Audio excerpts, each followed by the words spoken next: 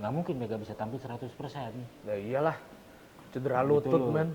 Tapi setidaknya agak bijak lah kita terhadap, kita mengidolakan tapi jangan terlalu berlebihan ekspektasinya. Iya. Ingat loh, nggak semua pemain bintang itu ketika tampil di final ada sisi non teknis yang tidak ketahui. Dan itu menurut gue emang bulian kelewatan. Mega kan orang juga ya. Akhirnya Bukan mesin ya. Dia bukan mesin. Dia mendem di expect ini, di expect itu. Latihan cuman berapa hari langsung suruh main bagus. Dia marah juga lah dia.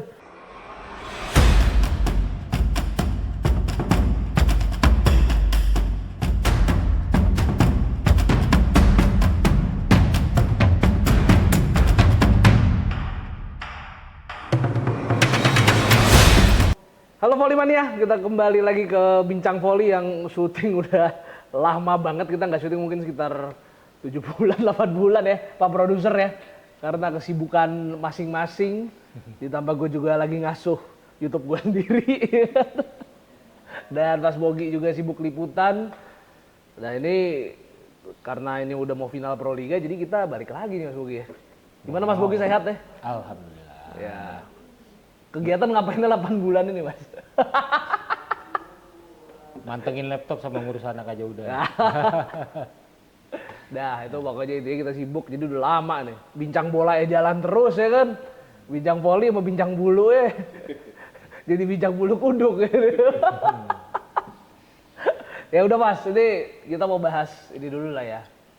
Yang lagi rame sekarang. Ya kita tahu Megawati kan dia baru sukses di Kovo jadi runner up, kalahnya juga sama Kim Yeon Kung. Tapi ketika dia balik ke Pro Liga, ke Final Four, ekspektasi orang ketinggian gitu menurut gua. Dia cedera di final, disuruh main bagus, dibulinya parah banget ya kan. Dan akhirnya dia meledak juga Mas. Nah ini menurut lu gimana Mas? Dia meledak, live TikTok marah-marah. Apakah itu layak dilakukan sama atlet hebat Mega gitu? Ya ketika dia balik ke Indonesia kan, terus tiba-tiba Gresik mengumumkan dia main di Final Four, saya agak terkejut gitu loh. Kenapa terkejut? Karena kan Mega sendiri sudah mengkonfirmasi bahwa dia cedera lutut ketika di Kovo. Di final pun dia udah cedera ketika itu. Dan dia bilang bahwa penyembuhannya memakan waktu 2 bulan. Jadi ketika Gresik mengumumkan dia, saya juga agak kaget. Terus saya diskusi ngobrol sama anak-anak yang biasa liput Pro Liga, saya katakan kalau memang sayang dengan Mega, terutama dengan karirnya, saya berharap Mega tidak dipaksakan main. Itu bener. Karena ini cedera lutut. Iya. Karena contohnya di Indonesia itu udah banyak. Pertama, Randy Tamamilang. Iya. 2018. Randy bagaimana luar biasanya dia main di Asian Games.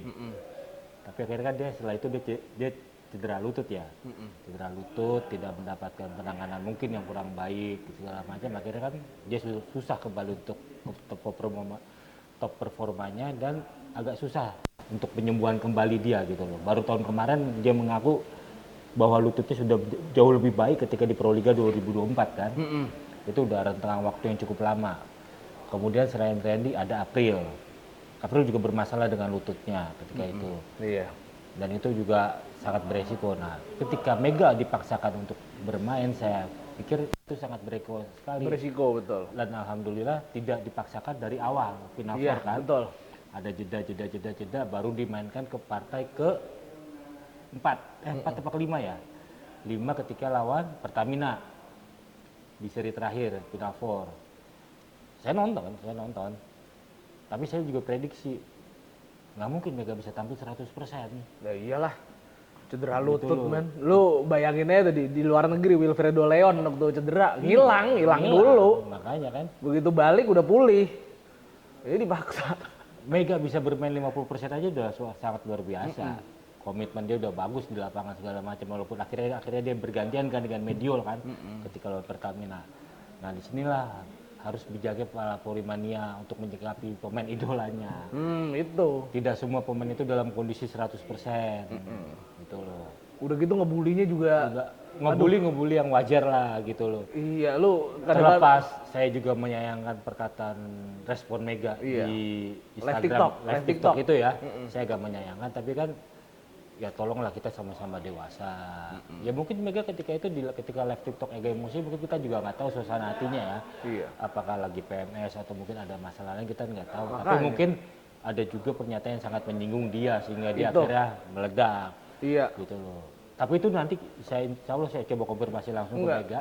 Iya. Kalau emang nanti Ntar ketemu final di Mas grand Bogi final, deh yang ke final deh, ke liputan ya deh coba kita. kalau misalnya bisa konfirmasi ke dia apa sih yang membuat dia begitu meledak, nanti kita update lebih lanjut. Tapi setidaknya agak bijak lah kita terhadap, kita mengidolakan tapi jangan terlalu berlebihan ekspektasinya. Iya. Ingat loh, nggak semua pemain bintang itu ketika tampil di final ada sisi non teknis yang tidak ketahui.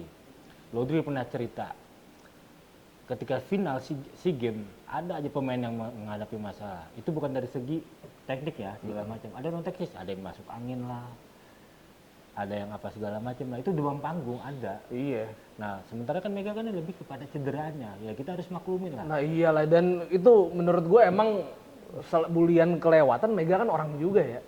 Akhirnya Bukan mesin ya. dia bukan mesin. Dia mendem di expect ini, di expect itu. Latihan cuman berapa hari langsung suruh main bagus. Ya marah juga lah dia. Beruntung lo Mega bukan kayak atlet senam Amerika Simone Biles. Kalau Simone Biles dia mental health hilang, pensiun dulu gua. Pensiun. Walaupun akhirnya balik lagi. Ya kalau Mega begitu, yang kehilangan siapa? Kita juga kan. Ya yang rugi kita juga. Penikmat voli, timnas, apalagi mau SEA Games Thailand kan. Iya. Ya kita rugi. Ntar dia mutusin nih, gue pensiun dulu dah. 2 tahun, setahun. Terus baru balik lagi. Yang rugi kita juga loh. Itu Mas. Iya, makanya wajar-wajar saja lah kita dalam mengkritik pemain. Tidak mudah loh, jadi pemain voli itu tidak mudah, gitu loh. Ya contohnya aja lah, kita lihat di Tarkam banyak pemain-pemain jago kan. Ketika masuk di Pro Liga nggak semuanya mereka bisa berbuat banyak gitu loh. Ketika tampil di Pro Liga gitu loh, segala macam. Makanya ya kalau membulilah yang dewasa, Yang mengkritik kalau lah yang ngebully dewasa. sebenarnya nggak boleh Mas. Ngebully nggak boleh. Nggak boleh, mengkritik yang mengkritik dewasa. yang dewasa. Kenapa Dewasa. begini? Dan lu pelajarin juga kenapa Mega kayak gitu. Iya, jangan hanya ibaratnya kalau kata sekarang, jangan hanya baca judulnya, isinya nggak dibaca. Nah itu bener. Jangan lihat hanya penampilan aja. Kenapa penyebab penampilan itu dia kenapa seperti itu? Itu. Dan juga pendampingan, bukan Mega harus didampingin sih sebetulnya sama mungkin PBVSI sama Petrokimia. Ya. Harus didampingin buat nenangin dia Klarifikasi juga. yang kemarin ya. Klarifikasi yang kemarin, terus intinya juga selain pendampingan perlu, mungkin ada benernya juga orang yang ngomong kalau sosial media Mega harus dikelola gitu, dikelola orang gitu loh. Cuman problemnya adalah atlet Indonesia kan nggak kayak atlet NBA kayak LeBron James yang bayarannya berapa, sponsornya berapa kan, dia kan nggak sampai segi, nggak sampai tahap itu. Jadi buat bayar orang juga ya mikir juga ya kan. Iya juga. Gitu, kalau lu atlet sekelas LeBron apa Steph Curry gitu apa CR7, apa Messi itu dia bayar orang mah gampang udah. Buat ini, buat itu, buat itu. Dan ini salah satu ini juga kemarin saya juga ngomong, mengapa sekarang banyak pelatih asing di Indonesia? Iya. Karena pelatih lokalnya juga ngeri dengan netizen poli Indonesia Itu dengan dia, bulian-buliannya. betul. Gitu loh. Kalau misalnya kayak siapa pelatih Salvatore dari Kuba, Sanchez. Sanchez, Ya, iya kan? dia kan Iya bahasa Inggris aja susah ya kan? makanya. Apa dibully bahasa Indonesia nggak ngerti juga dia. Ngerti juga. Thailand pun juga begitu kan? Iya. Ah udah biarin aja, bukan urusan Udah biarin mereka, aja. gitu. Dia juga nggak ngerti. Iya. Sementara kalau pelatih kita kan, aduh, Mending gue jadi asisten. udah dihujat tim medsos, ketika di lapangan ketemu langsung kena juga kata-katanya, gitu loh. Kita harus kali-kali kita harus tanya sama coach O sama coach ini juga ya, sama Rizko ya, gimana rasanya di hujat netizen, mereka kan sering juga. Makanya. Itu kali-kali kita wawancara itu rasanya gimana ya. Tidak mudah jadi pemain itu. Mereka sudah berjuang keras untuk memberikan penampilan yang terbaik, tetapi dapat responnya juga kurang baik. Gitu loh. Ya terlepas dia dibayar mahal atau tidak, ya itu emang konsekuensi mengontrak dia sebagai pemain profesional. Gitu loh. Dan itu juga resiko dari si pengontrak. Kenapa udah tahu pemain ini agak cedera, dipaksakan dikontrak. Nah itu makanya harusnya tuh Mega tuh habis Kovo yang ketat gitu istirahat. Emang pelatihnya Pink Spider habis juara Kovo ngelatih Fenerbahce lagi, dia kan pelatih tapi kan. Iya. Tapi lu lihat hasilnya Fenerbahce bapuk di final, diajar sama Hakim. Karena bukan cuma pemain, pelatih juga isi palanya udah penuh kan. Penuh. Udah penuh juara. Tiba-tiba dikontrak klub Turki. Dan mereka juga bukan tukang sulap. Dia bukan tukang sulap. Kelar, enggak. Ada prosesnya seperti itu Itu gitu loh. makanya. Nggak gampang. Itu makanya. Jadi sebetulnya yang harus dilakuin oleh PBVSI apa sih Mas buat apa namanya buat nanganin ini gitu loh. Selain Ya. ngasih pendampingan mungkin. Sebagai bapak ya. Sebagai bapak lah, sebagai bapak para pemain ya, gitu para kan. pemain ya, dia mendampingi Mega. Sebagai Ya, bapak mungkin volleyball family lah itu detailnya. dia juga memberikan, ya walaupun kita juga tahu PBSI kadang-kadang juga suka dihujat oleh netizen ya tidak, Iya. tapi setidaknya kan ya inilah kita harus hadapin. Ya mungkin minta maaf kemarin keceplosan atau segala macam. Mungkin ada kata-kata yang diterima Mega juga tidak enak sehingga akhirnya Mega meledak gitu segala macam. Nah kemarin sih kayak sebelum saya berangkat ke Jogja sih saya juga udah ada rencana selain Mega kalau memang bisa dapat ya 2-3 menit ngobrol sama dia, ya kemungkinan saya juga ngobrol sama Lodri sebagai wakil kepala bidang prestasi kan. Setidaknya kan dia selama ini deket dengan pemain-pemain kan pemain timnas. Nah gimana nih seharusnya sikap pemain seperti apa? Apakah nanti misalnya nanti di SEA Games pemain dilarang bermedsos atau gimana? Nah iya. Tapi kalau dilarang bermedsos Agak susah sampai juga. total Sayang pengaruh ke sekali kan. psikologis juga. Psikologis juga, Dia kan kan. butuh ini juga, butuh ngelihat dunia luar ya kan. Atau mungkin komennya Dinonaktifkan aja gitu. Jadi biar lebih aman biar lah. lebih aman. Walaupun kalau misalnya kayak si gue tuh apa namanya? Karena kan apa ya, pembawaan orang itu berbeda-beda ya. Kayak Yola kan sikapnya cuek kan. Oh iya, karena Cuek. Yola Orang mau ngomong apa aja di masa bodoh kecuali kasus yang kemarin. betul. Yang foto-foto di Oh, iya. Instagram. Akhirnya kan digerah juga kan. Iya. Dia ngelapor ke Kemenpora karena emang mungkin Udah pelecehan. udah tuh, pelecehan dan mungkin. kelewatan sama dia. Maksudnya Makanya udah merasa dilecehkan Udah lah merasa gitu. dilecehkan. Ya mungkin ada pemain yang masa bodoh komentar orang mau ngomong apa segala macam. Iya. Gue nggak usah dengerin, yang penting gue tapi di lapangan kayak begini, wes gitu. Ya, mungkin kemarin ada perkataan yang sangat menyakitkan Mega sehingga dia akhirnya meledak. Seperti Udah itu. gitu Yola kan bedanya dia. Gue bukan kayak beda-bedain Mega sama Yola ya. Yola karena dia mainnya sama seleb juga kan. Udah biasa dia ngadepin kayak gini, ya udahlah cuek gitu. Karena dia emang circle-nya dia beda ya bang. Circle-nya beda. Circle-nya dia beda. Dia mainnya sama seleb-seleb papan atas lah gitu kan. Ya, Jadi biasa digosipin, yang udah biasa diomongkan digosipin sana sini, akhirnya itu keserap, Akhirnya kebawa sama Yola. Sama Yola. Gitu loh. Jadi ketika Yola dihujat kayaknya dia mau bodo amat. Ya, karena dia udah emang ya, lagi-lagi mainnya sama orang yang Iya. hujatan itu adalah makanan sehari-hari mereka gitu loh. Dia pakai kacamata kuda aja, ngeliatnya ke depan udah. Iya. Nggak usah ke kanan kiri. Makanya Tuh. itu. Jadi kalau Mega bisa nanya-nanya sama Yola gimana tahan hujatan bisa. Dan mereka kenal baik juga Kenal pasti baik kan. kalau kedeket. Kenal baik dan bahkan udah ya sohib juga pasti bestie juga mereka. Bestie juga. Pernah satu tim, pernah sama-sama di timnas. Jadi mungkin bisa tanya kata gimana caranya biar kayak Kak Yola tahan hujatan. Dan itu gue juga menurut gue hujatan ke Yola itu juga udah padahal itu udah keterlaluannya udah parah itu. Lu bikin podcast mulu, bikin ini mulu lah. Yola atlet profesional. Iya. Dia ibaratnya dia haknya dia dong buat nyari duit di luar dia main volley. Single parent lagi. Lu kalau lu nonton NBA juga, gue bilangin aja. LeBron James itu sering datang ke podcast, terutama kalau Lakers udah gugur. Jadi tim udah gugur, podcast ya nggak apa-apa kan off season. Iya, udah selesai kan. Udah selesai. Tanggung jawabnya udah diselesaikan. Ntar dia latihan lagi ya. Ketika musim baru Pas dimulai, musim baru mau mulai dia latihan lagi. Kalau kalau lagi off season mah hura-hura ini udah. Gak masalah gitu loh. Kecuali kalau mau ada panggilan timnas ya itu beda lagi. Dia latihan buat programnya timnas. Kalau Ya intinya itu kan ibaratnya kayak penyegaran bagi dia Iya. setelah musim yang sibuk, musim yang ketat segala macam dengan aktivitas yang begitu terus menerus. Ya dia butuh penyegaran penyaluran. Gerak, iyalah penyegaran dia mungkin mau ngasih unek-uneknya di Di podcast. podcast, nggak harus selalu liburan kan. Iya, itu Dia dia. bisa, mungkin dengan di podcast gue bisa mengeluarkan konten gue lebih lepas segala macam. Problemnya ini juga Mas, netizen volley itu kurang melihat yang namanya olahraga Amerika. Itu gue harus akuin. Kalau lu nonton olahraga Amerika juga, lu lihat di olah podcast di mana-mana, lu akan maklum. Lu bakal maklum pasti. Iya gitu. Karena orang Amerika ketika udah off season NBA, udah. Dan dia kalau dia nggak ada agenda timnas, ya udah.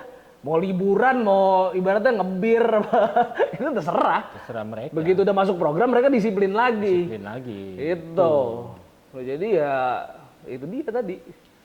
Mainnya netizen Indonesia satu, kadang-kadang mainnya kurang jauh. Dalam tanda kutip. Dua, ketika nyengkakin orang, disengkakin balik sama yang ngebully, playing victim. Gitu aja, gue jujur aja, gue ngeliatnya gitu. Lu pada tuh kayak gitu. Gue maaf aja. Maaf aja kalau gue agak keras sekarang sama kalian, wahai netizen. Karena gue juga ngeliat atlet-atlet itu dibully, gue sebel juga Mas. Lu juga sebel kan? Sebel. Emang nggak gampang gitu loh, jadi atlet itu nggak gampang, susah. Mereka tuh harus bertanggung jawab dengan begini, harus bangun jam sekian, latihan sekian, segala macem. Mereka pisah sama keluarga, segala macem. Ya kan? Ketika mereka main jelek, ya dibully. Ketika main bagus, ya dipuji-puji. Boleh dikritik boleh, tapi dibully jangan. Itu, betul. Kritik mungkin, kok mainnya gini gitu aja gak apa-apa. Itu masih gak apa-apa, cuman kalau lu udah dalam... Saya pribadi ya, saya kan udah lama nih menangani nonton Pro Liga segala macam. Kalau saya memang punya kontaknya, saya selalu nanya, ada apa? Kok mainnya begini? Ada masalah apa? Ada masalah apa? Betul. Gini, gitu loh. Itu nggak hanya ke pemain lokal, ke pemain asing. Tapi saya juga lebih banyak nanya ke pelatih. Pelatih paling cerita pemain asing ini kenapa mainnya hari ini jelek. Dia selalu begadang, dia cerita lagi ada masalah begini. Akhirnya ke bawah ke lapangan. Terus yang lokal, kenapa sih yang lokal ini begini-gini? Ya mungkin nanti dia cerita bahwa dia emang kurang percaya diri, hari ini menurun, terus dia kurang berusaha untuk menambah porsinya untuk menjaga. Seperti itu ya, kita bukan tiba-tiba lu jelek gini, enggak, kita cari penyebabnya dulu kenapa dia jelek. Kita cari informasi itu sebanyak-banyaknya kenapa dia jelek. Jangan tiba-tiba lu main jelek gini. Nah itu. Lu bisa gak main? Enggak, dan harusnya kan orang-orang yang ngehujat Mega udah tahu kalau Mega tuh waktu match kelima lawan Pink Spider itu udah kelihatan cedera, udah kelihatan. Sampai waktu di set kelima servisnya digantiin kan? Iya, benar sekali. Dari mulai match keempat sendiri dia match keempat iya. Udah nahan sakit luar biasa kalau menurut saya ya. Mega gitu loh. Nah, ada satu contohnya lagi kasus ketika itu. Rifan ketika main di Nagano. Nah, ini kejadian ini. Nah ini nih. Sampai akhirnya saya dapat surat dari orang yang ditegur oleh Rifan dan manajernya. Jadi ketika itu dia ada YouTube yang naikin. Rifan cedera. Dia mengunggah video YouTube Rifan lagi di dalam pijit lah istilahnya kalau kayak kita ya. Iya, pijit pijit oleh fisioterapisnya segala macam kan. Kebetulan waktu itu saya sama Rifan masih lancar untuk balas-balasan WA. Iya, sekarang udah susah ya. Agak-agak lama balasnya kadang-kadang. Iya, nagoya. Saya kirim videonya, terus saya tanya, Van beneran kamu cedera? Rifan jawab, enggak mas, ini mah biasa mas setiap saya bertanding. Enggak hanya saya, pemain-pemain Nagano yang lain juga begini gitu loh. Sementara narasi di YouTube itu Rifan cedera. Lah padahal kan Masats di pinggir buat pinggir lapangan itu biasa. Justru kalau Rifan cedera gak mungkin dibahas. Iya, ketika pendinginan kan. Akhirnya aku kasih tahu manajernya gini-gini. Akhirnya manajernya negur tuh YouTuber, tolong itu salah video kamu itu gini-gini. Lucunya dia ngirim surat ke liputan6.com tempat saya kerja. Saya minta beritanya diturunkan. Lah saya dibaca lah sama bos saya kan, sama redwall saya. Urusan lu apaan? Berita bogi bener, yang YouTuber ini yang salah, dia bikin berita salah-salah. Nah itulah, kita jangan hanya asal video bikin narasi sendiri tanpa konfirmasi. Ya, seperti itu. Makanya saya maaf aja, saya udah jarang banget membuka YouTuber volley. Karena isinya belum tentu benar. Nah, iya. Nggak ada pernyataan langsung dari pemain, nggak ada langsung pernyataan dari pelatih atau segala macam. Hanya sekedar hanya AdSense doang. Nah iya. Itu loh. Nah itu kalau lu Saya sangat saya sayangkan itu gitu. Nah kalau lu intinya mau lihat volley ya di sini Sportase. Kalau enggak lu lihat pengabdi volley punya Mas Ragil ya. Atau volley jenggot punya gua. Promosi ya. Iya, karena kita nggak sembarangan naikin. Iya, karena kita nggak sembarangan naikin. Betul loh, kita konfirmasi dulu bener gak nih segala macem. Ya insya Allah nanti masalah Mega kalau memang ketemu di lapangan, Mega mau dikonfirmasi kemarin permasalahannya apa, terjawab semua kan. Nah iya. Oh sama lensa volley lu gimana Mas? Masih jalan nggak? Ya saya agak susah sekarang, karena saya sendiri agak susah ke lapangan. Oh. Ya, apalagi kan volley lebih banyak keluar kota kan. Lu ngikutin gua sama Ragil aja ngomong, monolog. Iya kan? Udah Gitu aja ngomong, monolog. Terus untuk Kiola ini final ke berapa Mas ya?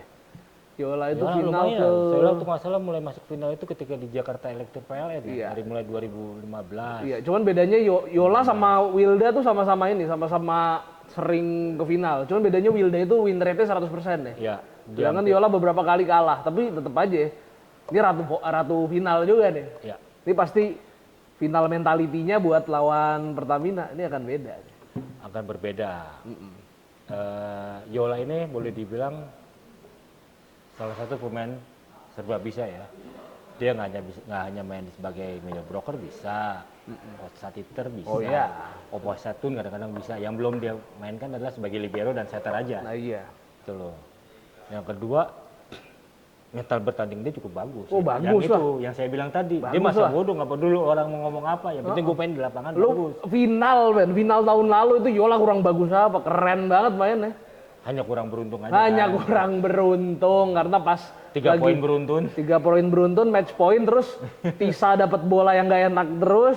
Akhirnya apa Tisa buat ngoperin ke Markova, nggak berani juga. Apalagi posisi di belakang kan. Posisi di belakang. Kecuali kalau Markova di depan, enak banget tuh. banget. Itu nggak beruntung PLN, pas banget receive-nya jelek, pas banget Markova di belakang. Emang waktu itu Markova juga receive-nya lagi jelek. Dia belum belum dapat touch dari Giovanni Guidetti. Pelatih Hakim B. Guidetti tuh ngedevelop pemain emang Ya, tokcer itu. kecil banget dia. Jago dia, pokoknya dia ngimprove skill pemain lo, jagonya dia. Dan untuk Yola sendiri sama Popsivo gue akuin kualitas asingnya Betania sama Nerman Ozoy diganti Mruzik sama Madison. Menurut gue sih agak nurun Mas. Bener. Agak nurun ya dibanding regular season deh. Jadi ya hati-hati teman-teman. Ya jadi Agak ada sedikit kurang tajam ya kalau kurang gue lihat ya. tajam. Nah itu. Ketika di reguler udah mulai masuk final four gitu loh. Ketajaman serangannya Popsi itu agak sedikit menurun. Ini yang mesti harus dibenahi oleh Gerardo Daglio kan. Iya betul. Dimana dia harus kembali memanage timnya untuk kembali seperti regular season. Nah yang menarik adalah Hati-hati bos. Pertamina ini selalu naik. Dia selalu naik. Anak-anak dan pelatihnya tidak pernah patah semangat walaupun sudah tertinggal 2-0. Apalagi ketika lawan Gresik Petrokimia kemarin kan, ketika diperkuat mereka udah kalah 2-0 duluan kan. Dan hebatnya lagi, dan ini pengakuan pelatihnya sendiri, setiap set dia selalu mengubah strategi. Dia coba strategi ini gagal, strategi ini gagal. Ketika set ketiga berhasil, dan itu diteruskan set keempat, set kelima. Nah ini yang mesti diwaspadai oleh Popsivo gitu. Iya.